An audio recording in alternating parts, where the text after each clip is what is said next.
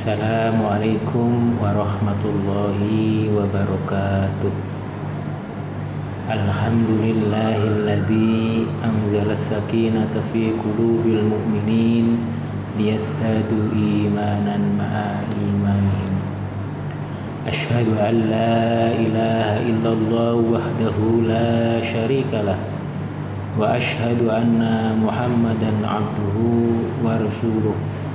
Allahumma sholli wa sallim wa barik ala Muhammad wa ala alihi wa ashabihi wa man tabi'ahum bi ihsani ila yaumiddin. Amma ba'du.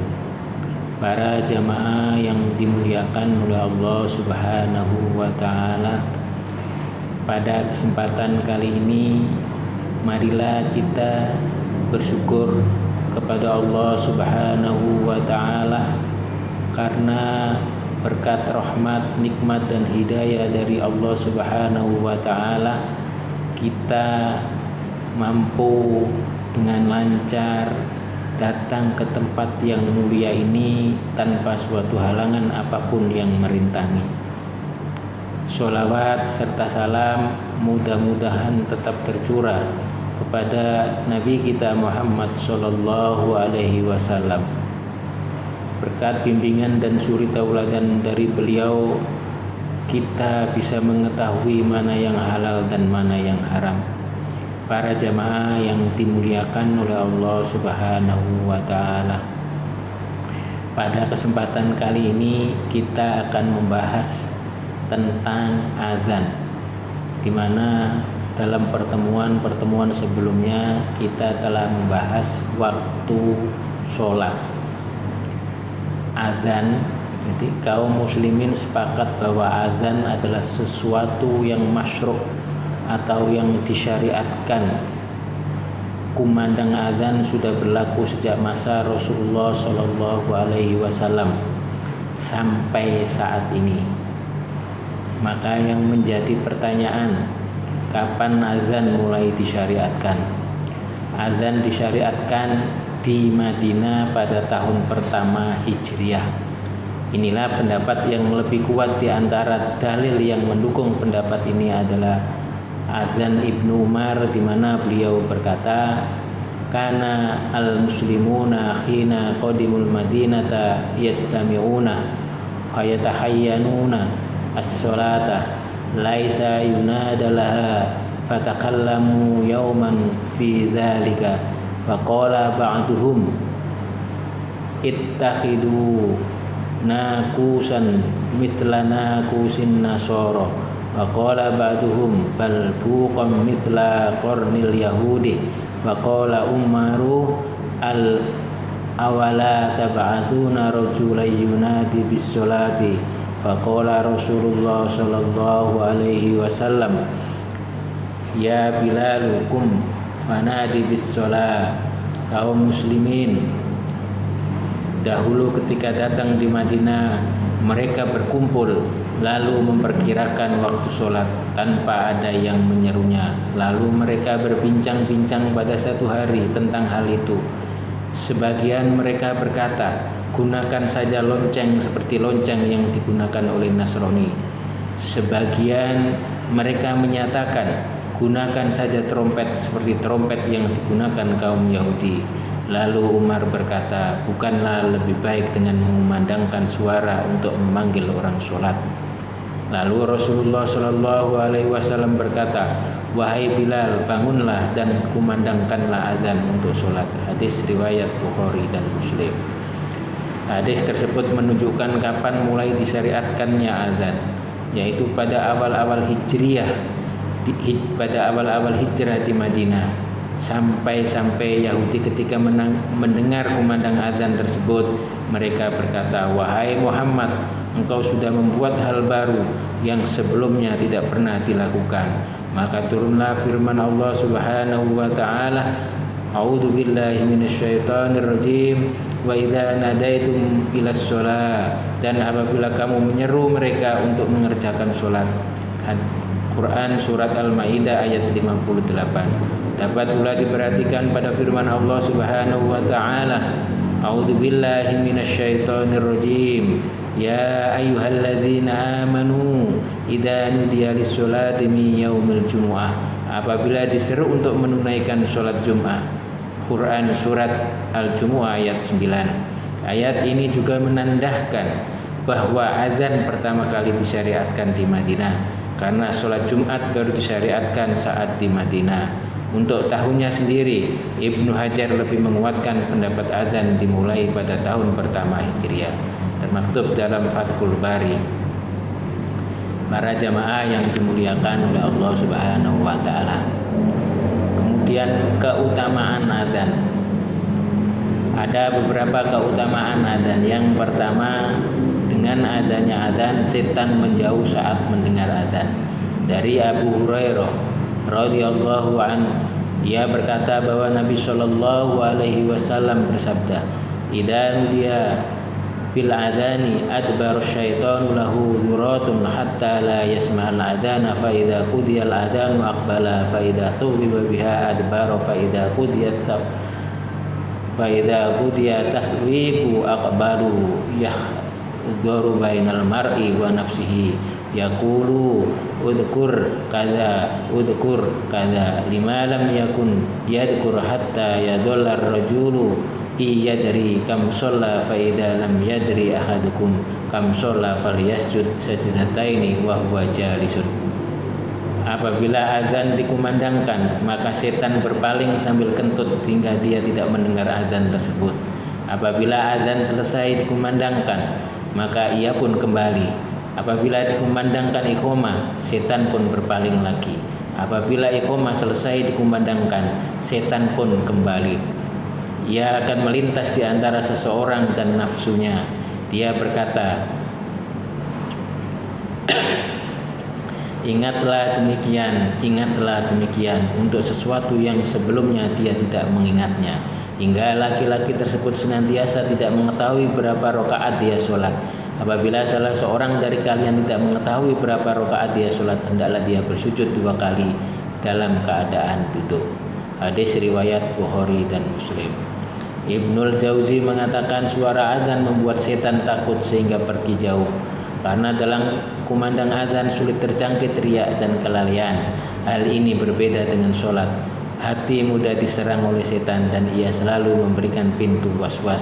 Sampai Abu Awana membuat judul suatu bab, dalil bahwa orang yang mengumandangkan azan dan iqamah tidak dihinggapi was-was setan dan sulit terjangkit riya karena setan menjauh darinya.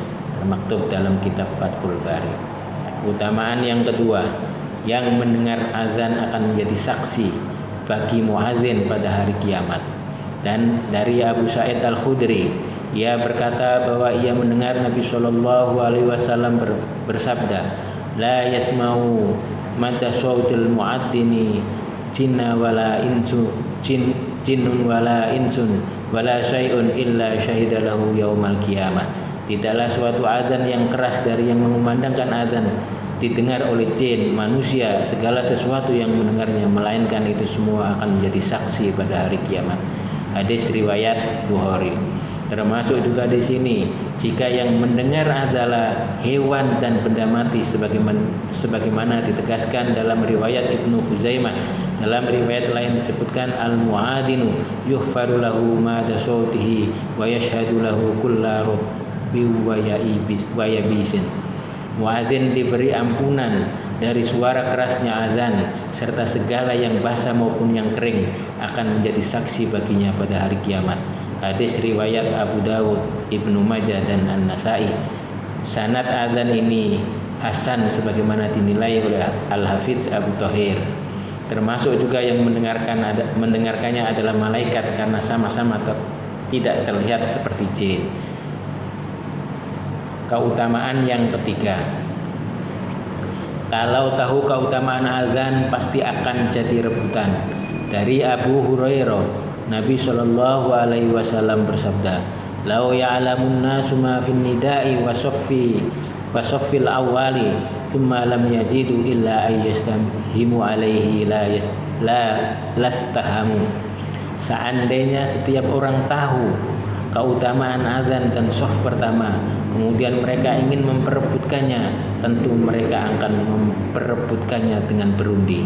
Hadis dengan berundi atau maksudnya pakai undian. Hadis riwayat Bukhari dan Muslim. Imam Nawawi rahimahullah berkata, yang dimaksud azan adalah seandainya mereka mengetahui keutamaan azan, keagungan dan balasannya yang besar, kemudian waktu azan sudah sempit atau masjid hanyalah satu, pastilah mereka saling merebut untuk azan dengan cara mengundi. Syarah Sahih Muslim. Para jamaah yang dimuliakan oleh Allah Subhanahu wa taala, kemudian keutamaan yang keempat, yaitu keadaan muadzin yang istimewa pada hari kiamat. Dari Muawiyah bin Abi Sufyan, Rasulullah Shallallahu Alaihi Wasallam bersabda, al muadzinu atswalun nasi a'naqal yaumal qiyamah. Seorang muadzin memiliki leher yang panjang di antara manusia pada hari kiamat. Hadis riwayat Muslim. Ada yang mengatakan bahwa maknanya adalah orang yang paling banyak menampakkan rahmat Allah Subhanahu wa taala. Ada juga ulama yang menafsirkan bahwa yang dimaksud adalah orang yang paling terlihat banyak mendapatkan pahala. Termaktub dalam Syarah Sahih Muslim. Keutamaan yang kelima, muadzin diampuni oleh Allah dan dimasukkan dalam surga kelak. Dari Uqbah bin Amir, ia berkata bahwa ia mendengar Rasulullah Shallallahu Alaihi Wasallam bersabda, ya'jabu rabbukum mirra'i ghunamin fi ra'si syadhiyatin bijablin yu'addinu bis salati wa yusalli fa yaqulu Allah azza wa jalla unduru ila abdi hada yu'addinu wa yuqimus salata yakhafu minni faqad ghafartu li abdi wa adkhaltuhul jannah. Rabb kalian begitu takjub terhadap si pengembala kambing di atas puncak gunung yang mengumandangkan azan untuk sholat, dan ia menegakkan sholat. Allah pun berfirman, perhatikanlah hambaku ini, ia berazan dan menegakkan sholat karena takut kepadaku. Karenanya aku telah mengampuni dosa hambaku ini dan aku masukkan ia ke dalam surga. Hadis riwayat Abu Dawud dan An-Nasai. Dan Al-Hafidz Abu Thahir mengatakan bahwa sanad azan ini adalah sahih. Keutamaan yang kelima, muadzin lebih utama daripada imam. Aisyah radhiyallahu anha berkata, aku pernah mendengar Rasulullah sallallahu alaihi wasallam bersabda, al-imamu dhaminu wal muadzinu mu'taman. Farsyadallahu al-aimata wa afanil muadzinin. Imam adalah penjamin, sedangkan muadzin adalah orang yang diamanahi. Semoga Allah memberikan petunjuk kepada para imam dan mengampuni para muadzin. Hadis riwayat Ibnu Hibban dalam sahihnya, dan azan ini disahihkan oleh Syekh Al-Albani dalam Sahih Al-Tahrib wa Tarhib. Para jamaah yang dimuliakan oleh Allah Subhanahu wa taala, azan ini dan sebelumnya menunjukkan bahwa seorang muadzin lebih utama daripada seorang imam. Karena yang namanya amanah lebih tinggi daripada memberi jaminan. Juga maghfirah, ampunan, lebih utama daripada irsyad, petunjuk.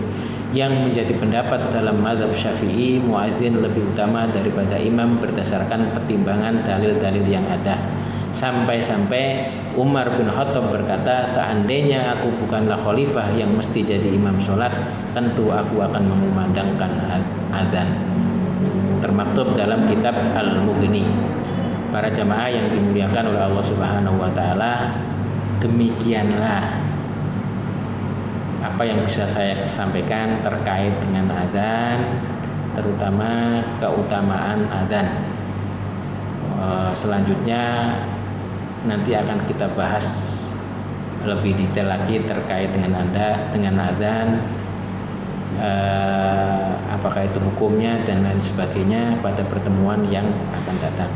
Billahi taufiq wal hidayah. Wassalamualaikum warahmatullahi wabarakatuh.